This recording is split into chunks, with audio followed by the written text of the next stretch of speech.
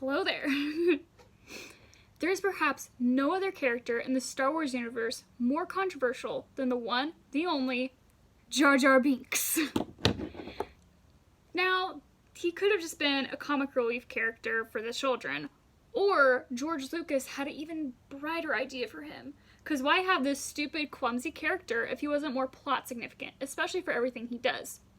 Today I'm here to convince you that Jar Jar Binks was not just the background comic relief character. Oh no, he remains one true Lord of the Sith. Now, you may ask, how can this be? Well, firstly, as we all may know, Jar Jar is known for his clumsiness and stupidity, but perhaps that was just all staged. In Phantom Menace, he meets Qui-Gon Jinn, and when he meets Qui-Gon Jinn, it's because he is about to be run over by the big, huge battleship that's carrying all the droids for the Battle of Theed in Episode 1 Phantom Menace. When he's about to be crushed, Qui-Gon rescues him. He saves him before he's about to be literally turned into a pancake. And afterwards, Jar Jar tells him that he owes him a life debt.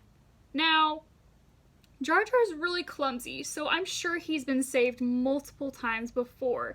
So does he owe all those people a life debt as well? Either they're very good at avoiding Jar Jar, or Jar Jar did this on purpose just so he could be close to a Jedi, what his main idea was along. And he's very suspiciously lucky and resourceful for someone so dumb and clumsy. In an episode in Clone Wars called The Bombad Jedi, Padme is being kidnapped and is trapped on this planet that is being overruled by the Separatists. And in this episode, Jar Jar Binks finds a Jedi cloak. Anakin's Jedi cloak. Ooh, scandalous.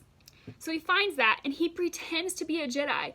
They actually believe him. Now, who would believe this clumsy fool to be a Jedi unless he is a Jedi? Is the Force favor the stupid?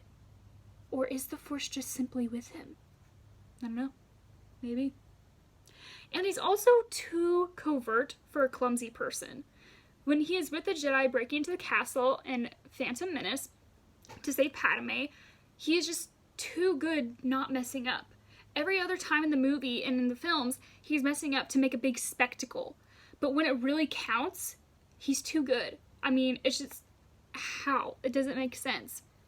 And for someone so clumsy, he's very tactful when he needs to be with his abilities. When he first meets the Jedi, he invites them to the Gungan city, and that is hidden underwater. When entering the city, he does a very impressive jump. Now, in the entire saga, we don't see any other Gungans doing this impressive of a jump, unless it's a Jedi.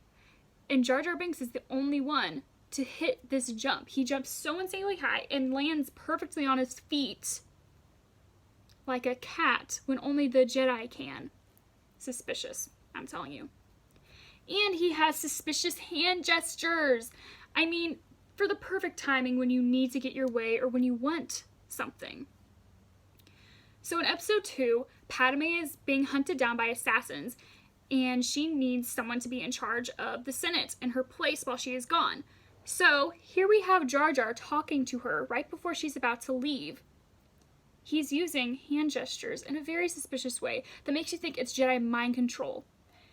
She gives him the power to make big decisions for the entire Senate. Okay, that's why. Just why.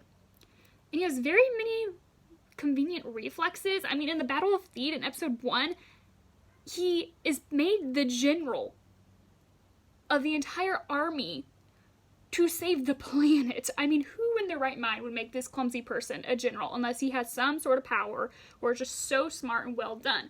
Who does that? I don't know. Now, all these abilities are great and all, and anybody would be suspicious of him being so lucky and clumsy. But isn't it also interestingly convenient all the connections with important characters he has in the saga?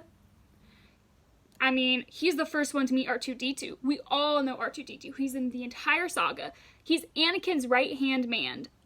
I mean, just convenient. And he's also with Leia and everyone and the rest of the saga. I mean, that's just, how is he the first one to find them?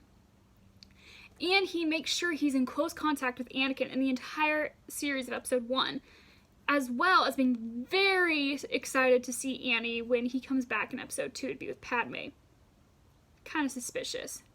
And to top it all off, he just so happens to be from the same planet as two of the most important characters in all of Star Wars, Padme Amidala, Anakin's wife, and Chancellor Palpatine, head of the entire galaxy, basically. That's kind of suspicious that he has connections to all these people. Also, isn't it suspicious that Emperor Palpatine is always with Jar Jar? And with these two people being so serious, wouldn't they be annoyed and get just annoyed with Jar Jar by that point? Why is Jar Jar even part of the saga if all these connections and abilities are just for comic relief? I mean, why would Palpatine, again, waste his time around someone so unimportant unless Jar Jar was his master, correlating the entire thing? I mean, come on. Even in episode 1, at the very end, at Qui-Gon's funeral, they say, was it the master or the apprentice? They're standing right next to each other right when they say that. I mean, come on. Come on. All these observations make it impossible not to come to the conclusion that Jar Jar is a Sith Lord, and maybe even the one true Lord of the Sith.